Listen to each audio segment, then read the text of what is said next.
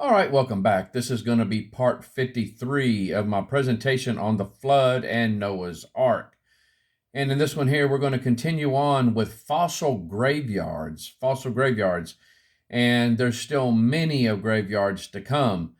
And so in this one here, we're going to look at a pretty impressive amount of dinosaurs that was found in this one location.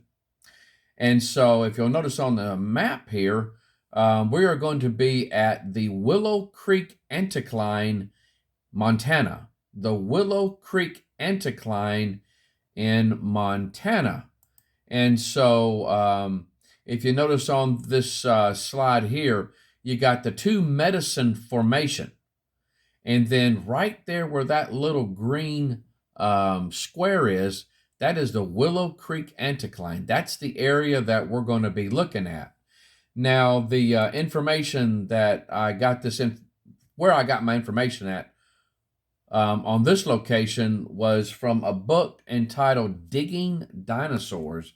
And that's this one right here, Digging Dinosaurs. Now, this gentleman right here is John R.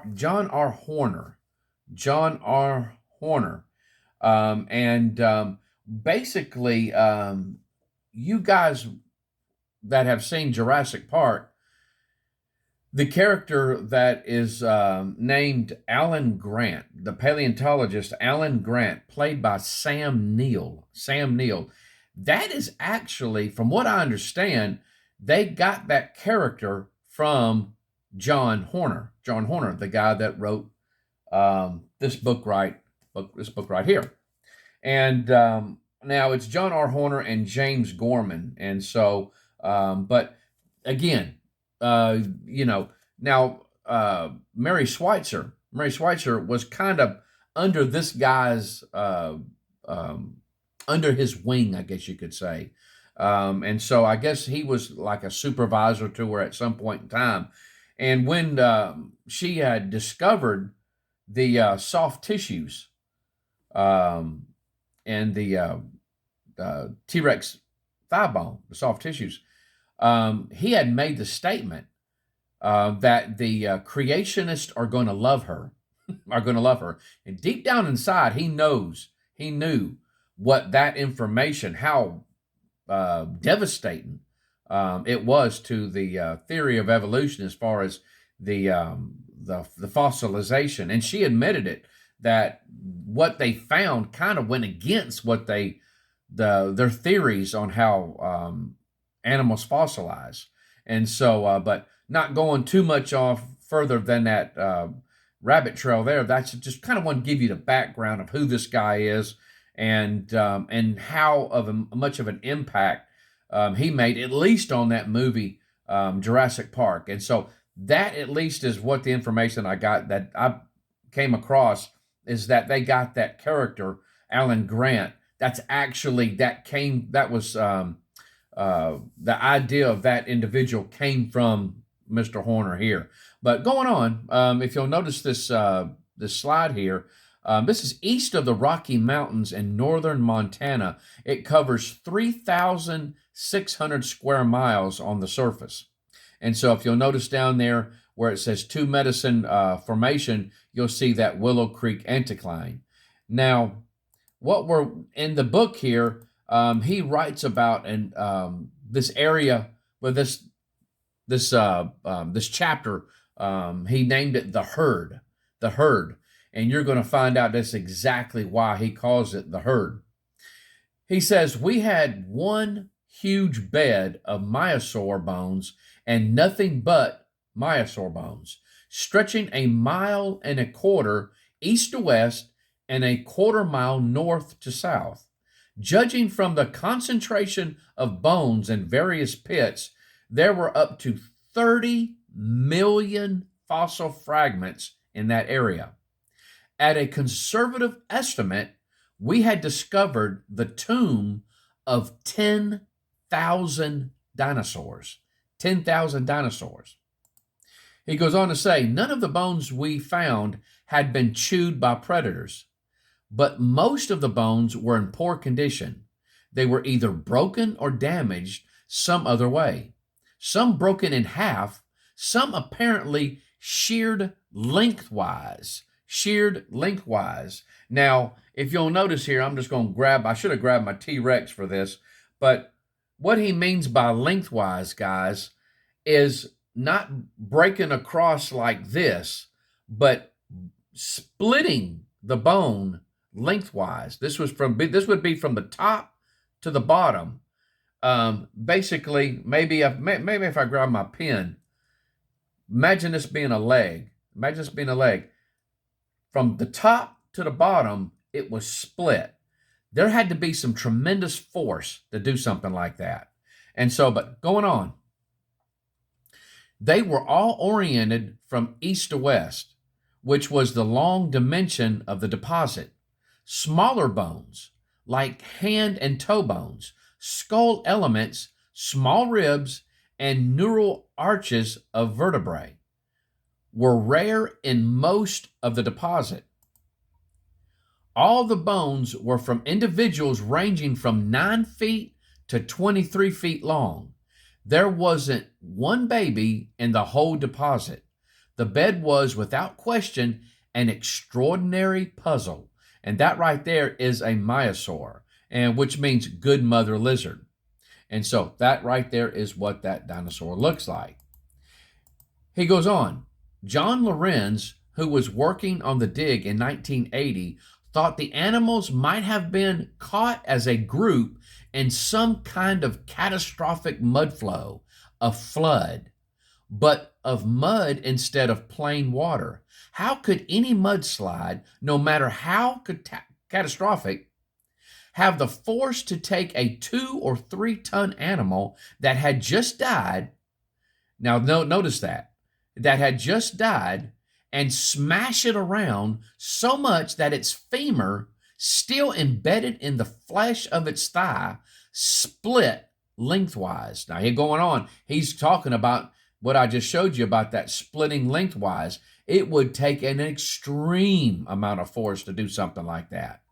He goes on, he says, this was no ordinary spring flood from one of the streams in the area, but a catastrophic inundation. Notice that he keeps using that word, catastrophe, catastrophic.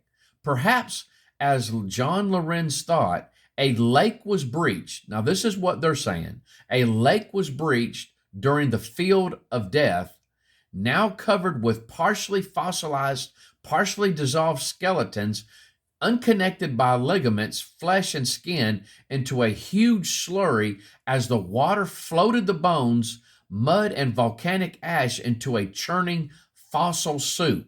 Now, it's as if he's saying that some of these animals were already dead before this happened. They had already died before this happened here.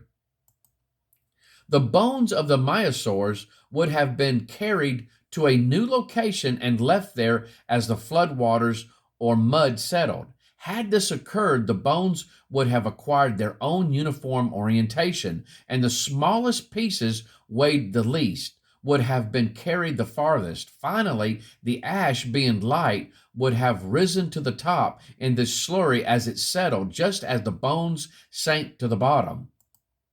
And over this cast collection of buried, fossilized dinosaur bones would have been left what we now find, a thin but unmistakable layer of volcanic ash. That's our best explanation. It seems to make the most sense.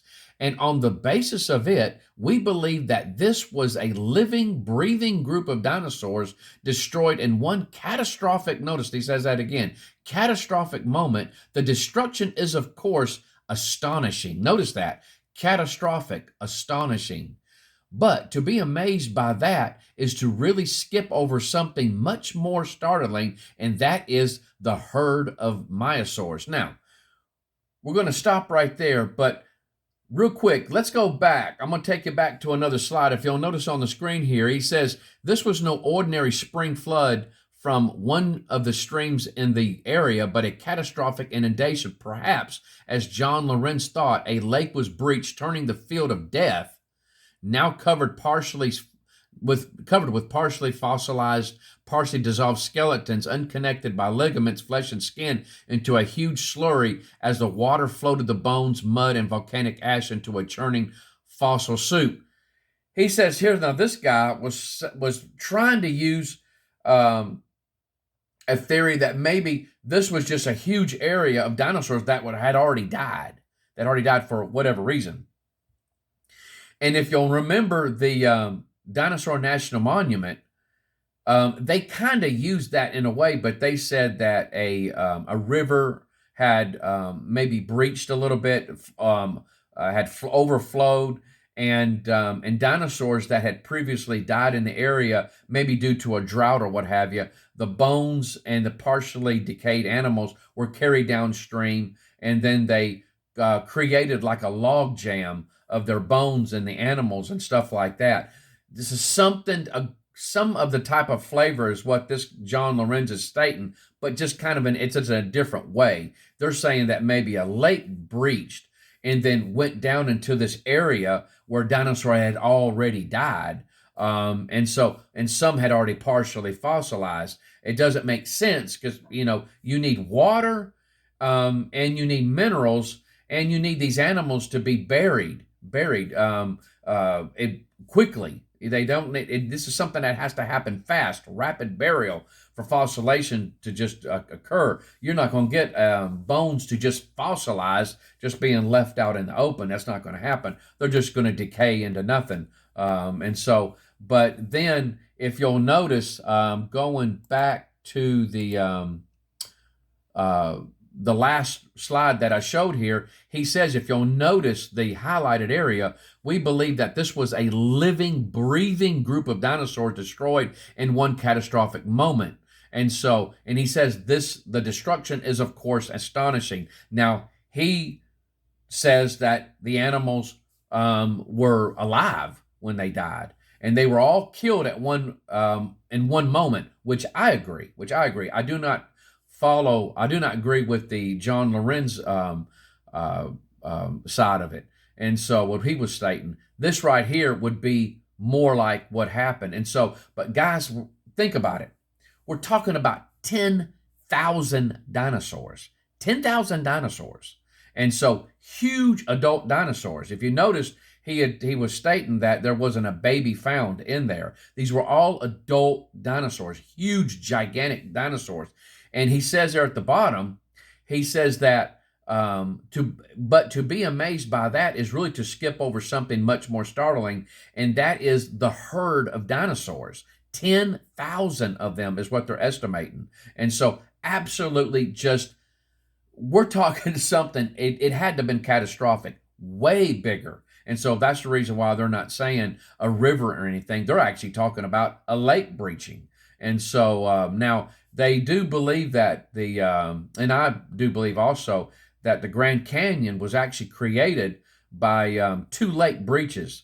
I'm going to kind of go off the top of my head here because I actually am mentioning this kind of off the hip, but I'm wanting to say the two lakes were called Grand Lake and Hopi Lake. I think those were the two lakes, but those two breached and actually carved out the Grand Canyon, and they believe that those lakes had accumulated water sometime. I'm wanting to say it's theorized that the water kind of settling after the flood, that's when that happened. And so it's just, again, that's just a theory, but the river that's run through Grand Canyon did not create that canyon. It's just an after that came after the initial carve out of those two lake breaches. And so, but at any rate, again, this is one really extraordinary find of a massive fossil graveyard that only can be explained best by the biblical flood, the historical biblical flood. And so, but at any rate, we'll tackle another one next time we meet again. You guys take care. I love you, and hope the Lord blesses you real good. Bye-bye.